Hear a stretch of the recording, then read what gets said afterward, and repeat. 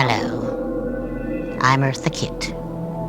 Join me as we take a look at the history of the most fabulous cat of them all, Catwoman. Wow.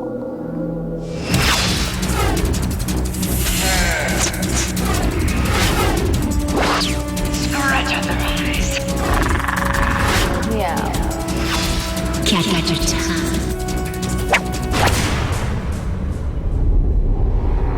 What is it about Catwoman that has fascinated fans for so many years?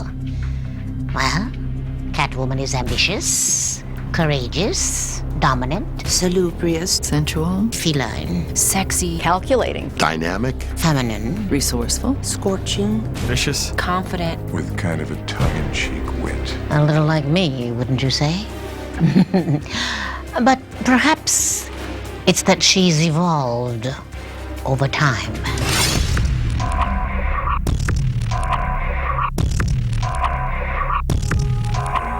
The voluptuous vamp made her very first appearance in the DC comic book series Batman, when she was simply known as the Cat. My first recollection of Catwoman is that she was the first person who I was aware that boys wanted to be with and I wanted to be.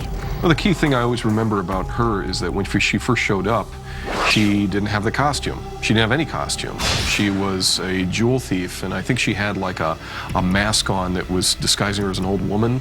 Probably the first version of Catwoman I ran across was in Julie Schwartz's edited issues of Batman in the 1960s. At that point, she was slightly dangerous cat burglar cracking a cat-o'-nine-tails style whip. She was always a femme fatale, one of the few characters that are in Batman's universe that can stand up to him. But Catwoman, like Batman, also had to live with a dual identity, that of Selina Kyle. Selina Kyle is a woman who is extremely strong, extremely focused, and yet extremely confused sometimes. Selina's background was always mystery, and we've toyed with that. And there have been various versions as to who she was and where she came from. But most of the times when she appeared, she simply appeared. She's simply just this mysterious socialite. I like that about her. She really has this great multiple personality, but not in this psychotic sense of the word, of wanting to live her own life, whatever that life may be. In my mind, Selina Kyle is a character that's total contempt for the world. She's bitter, she's beaten, and she's tougher than nails. She's gone through lots of different incarnations, and each one of them just brings another aspect of her personality more vividly to life and makes her an even more interesting character, because even though we know this is comic book history being rewritten, we don't really know which is the real Selina.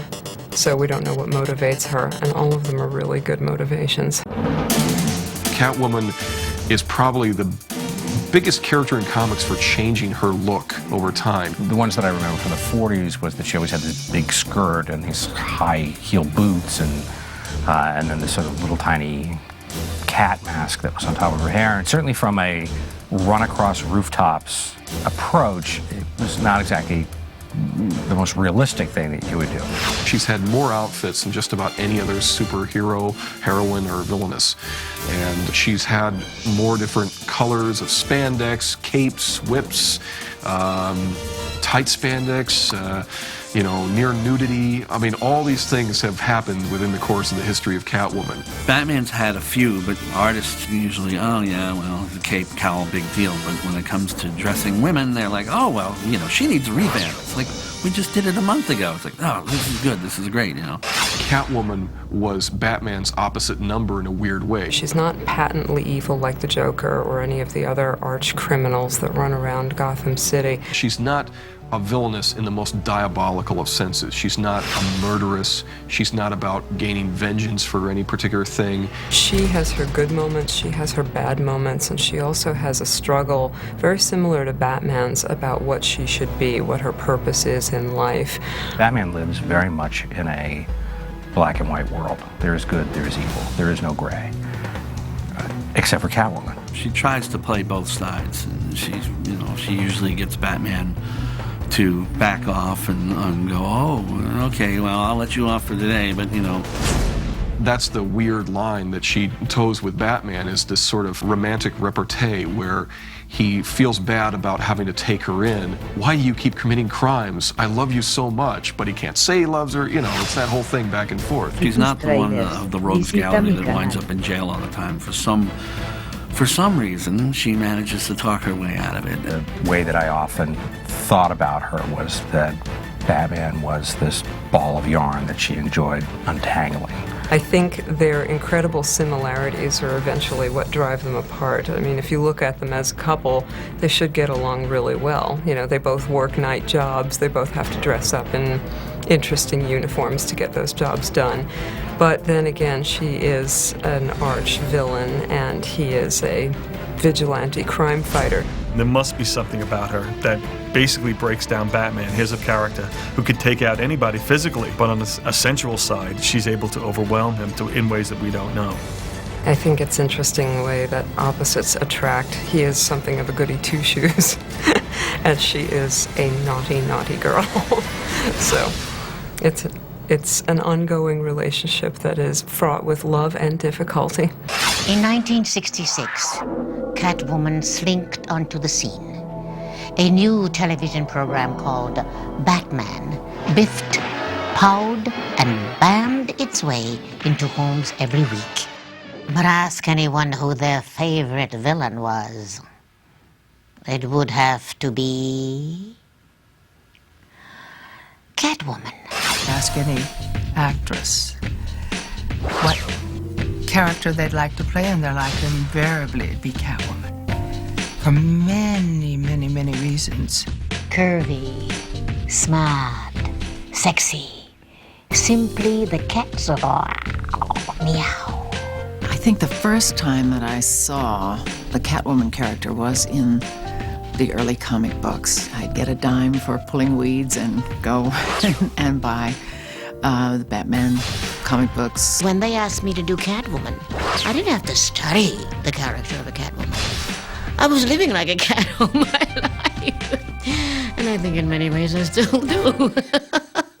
The comic book Temptress was now alive and breathing, and 3 distinct women would go on to play the fiendishly delicious Catwoman alongside Adam West's Batman. When I hear the word Catwoman, in my mind, it's simply a gratitude that these 3 wonderful ladies did the show.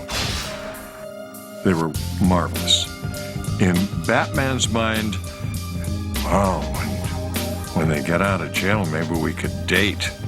People are going to want to see somebody who can put Batman back on his heels, who can take him out.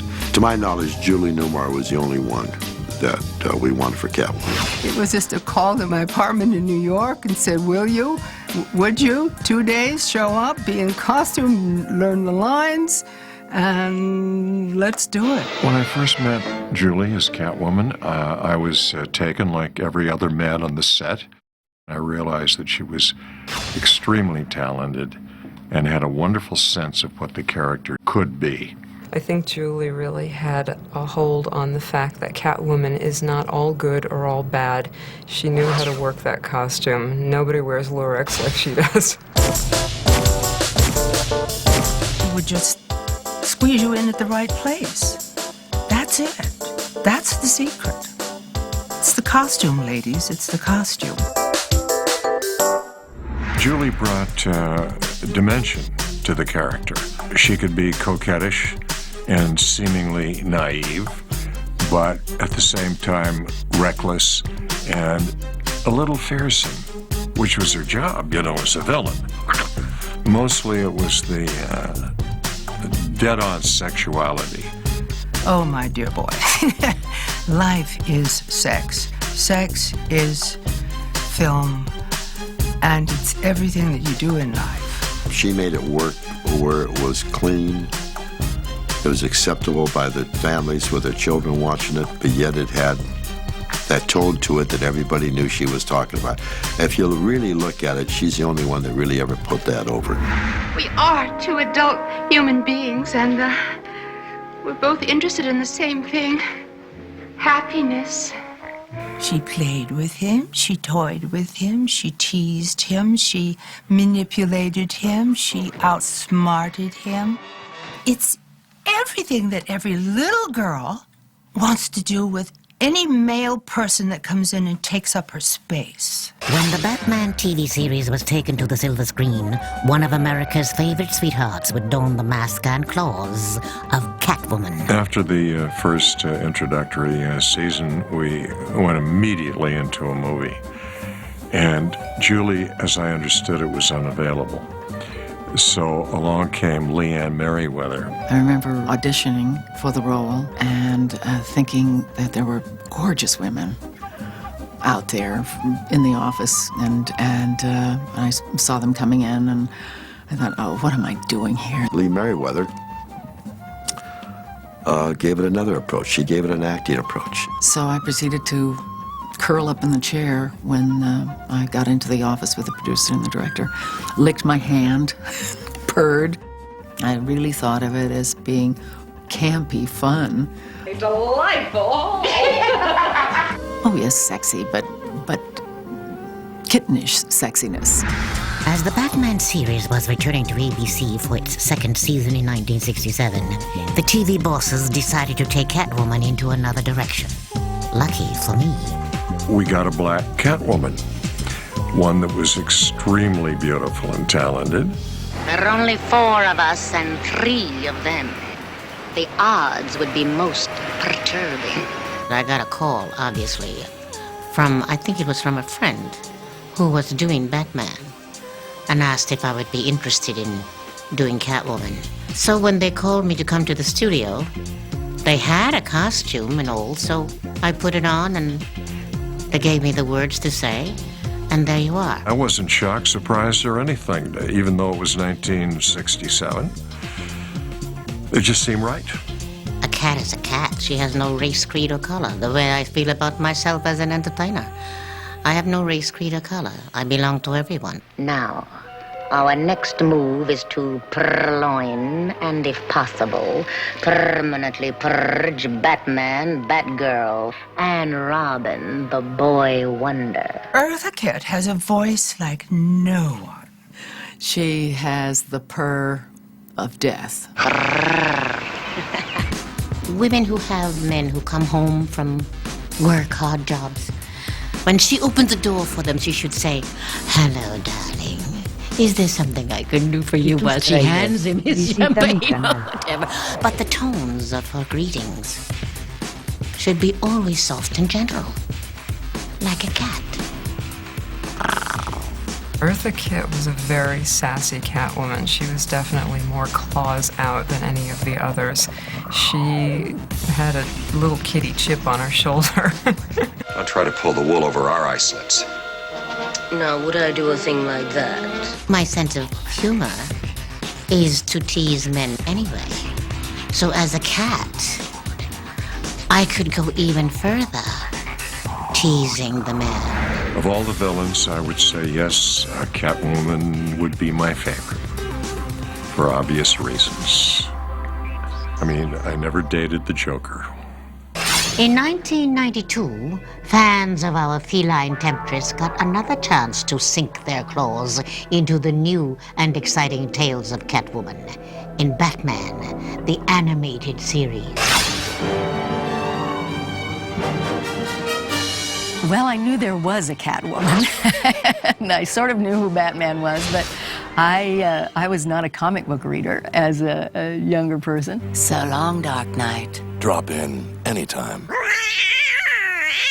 Well, I didn't know much about her. I just had a vague image of what, you know, obviously she needed to be sexy, and she was a woman who turned into a cat. Adrienne has a great voice. She was perfect for this because people who know Adrienne Barbeau from her heyday immediately associate her with a very sexy image, but people who don't know her just hear this great personality coming through for an animated character. She was a perfect choice for that. You told the police you found your cat burglar? Not yet. Why not? I didn't want you taken away like a common criminal. So you do care? I did not do very much research. I did not read the comic books. I think I instinctually had a sense about her voice, but I know that in the beginning, whenever we would, because we would record one episode and then maybe 2 weeks would go by, 3 weeks would go by, we'd go back in and do another one, or maybe 2. And initially I had a lot of anxiety because I kept thinking, gosh, what was that voice I used? Where was it?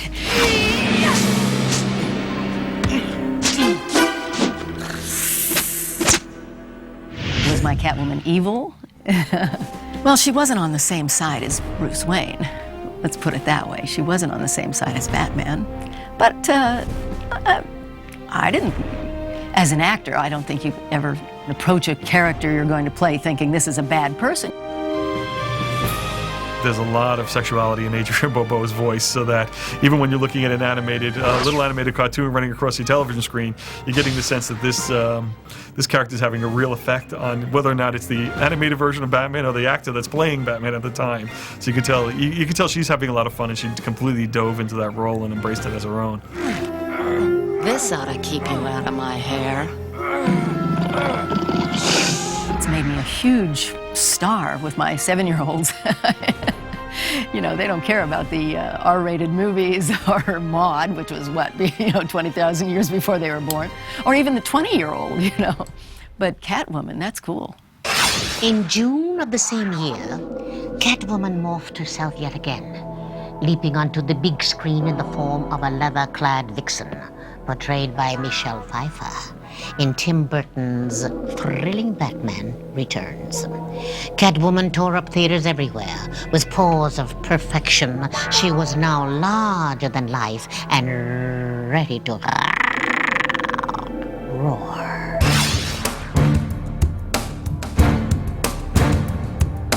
I thought it would be a couple of scenes and probably, not a fully developed character. But I didn't care. I would have done it anyway because it's kind of idol from my childhood. And then to my surprise, I read the script and I found her to be very interesting and very complicated and actually quite a challenge. Meow.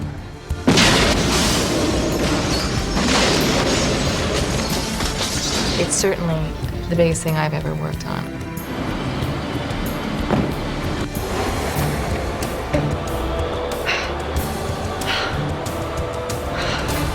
Saved by kitty litter. Loved her. She's one of the great actresses of my time. The costume she wore, her eyes, the way she looked, her own essence. Oh, God, did she get a fabulous costume. I mean, I had to show up and do my own makeup, and it wasn't anywhere near what they achieved in the film, so she's divine. I think Michelle Pfeiffer's performance was quite good. You make it so easy, don't you? Always waiting for some Batman to save you. She took what was there from the past with Julie and the others and enhanced it. She had so many other emotional highlights that I would have loved to have played. It's chilly in here. I read a couple of cat psychology books, but for the most part I really approached it from the standpoint of the psychology of the character and this dual personality and what that meant and everything really springing from that.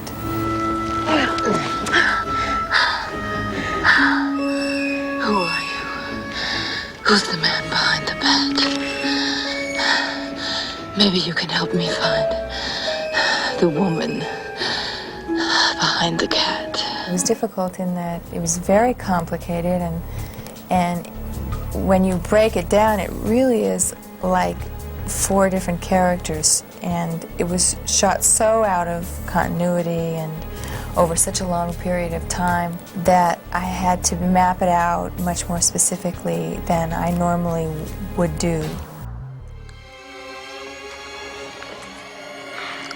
Sometimes her sexuality will come out of a manipulation, sometimes it will come out of a playfulness, and sometimes it'll be very real. And we didn't exactly know where those moments were going to be. And then after a while, it just kind of took on a life of its own. And it became obvious where it had to be. She really did something incredible, and she was doing things that even the stunt people couldn't do in terms of beauty and movement and just a kind of a feel. So, I mean, just putting live birds in her mouth. I mean, she just kind of did everything, really. I would love to live with you in your castle.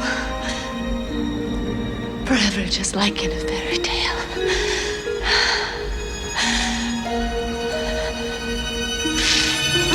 That's the thing that's always been intriguing about this part, though. All the way back to the television series and all the way back to the original movie. And people come up to me now and they say, now, is she a good guy or is she a bad guy? It was always left very ambiguous. And I always liked that. I always liked that they just let it be that. Just these things are fun, these transformation things, and seeing where she comes and where she goes. It's really is fun to do. Is there anything our cat lady can't do? Besides, of course, basking in the center of attention from her avid comic book admirers? 3, 2, 1, go! Powerful, fierce, and untamed. There was only one actress who could literally transform herself into the Catwoman of the 21st century. Halle Berry. What a perfect idea. The character I enjoy because Catwoman is iconic. What little girl wouldn't want to play Catwoman? Well, you gave me great legs. Oh, thank you. Appreciate that.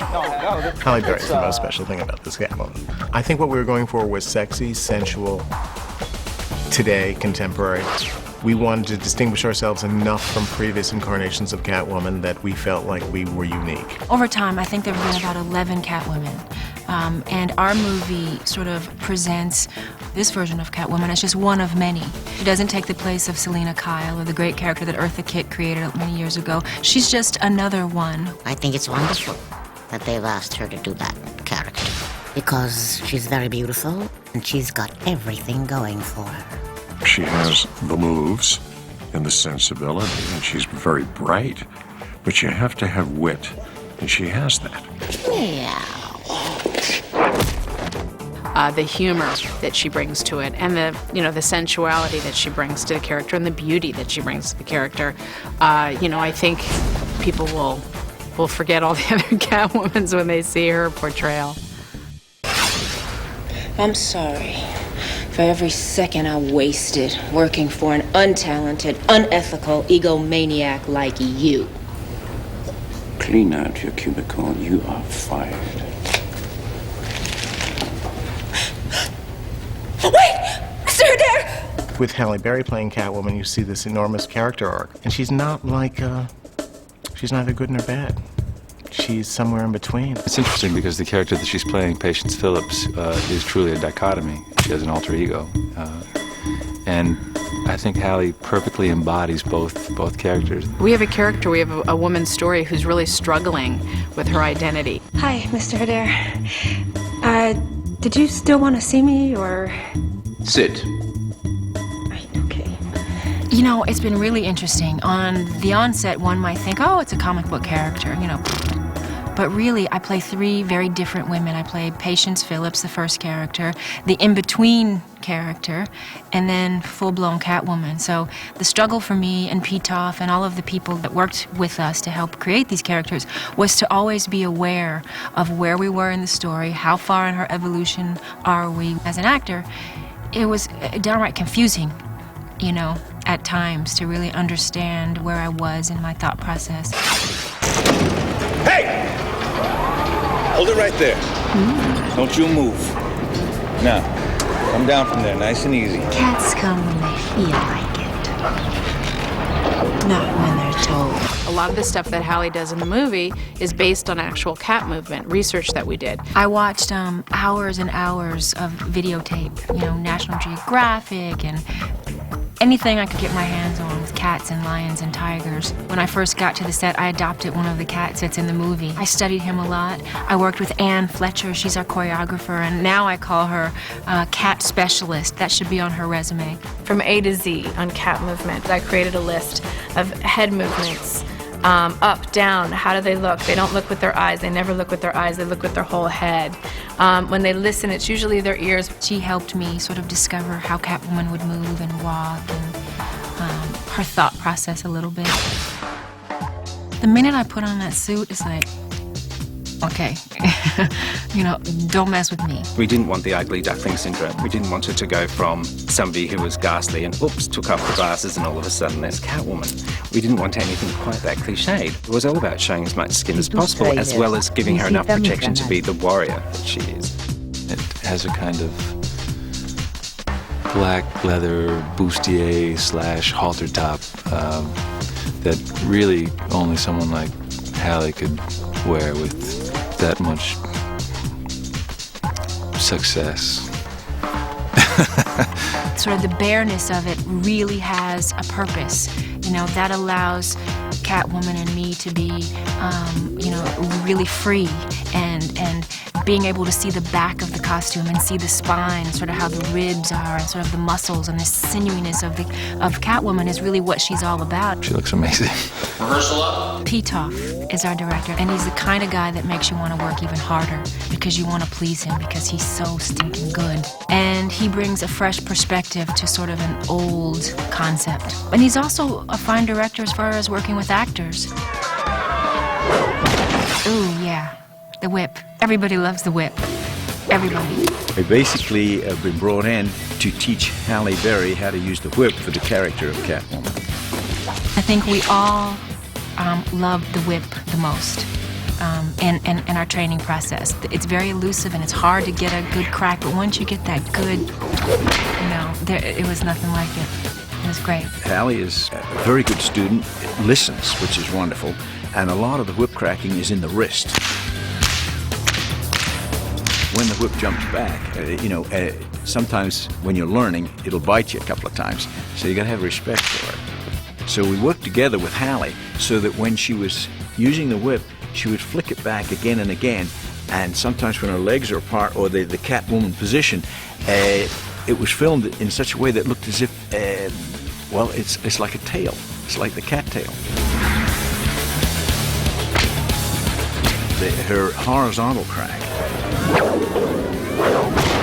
is absolutely wicked. Everybody wants to at least get one good crack. Now, with Catwoman under her belt, Halle has officially joined our prestigious little sorority, and we are thrilled to welcome her. There's a reason that they call really sexy women feline. You don't call a man feline ever, even if he's sexy. Catwoman epitomizes fantasy, what every woman would want to be and who every man would like to be with. What's not to love about going to see that story?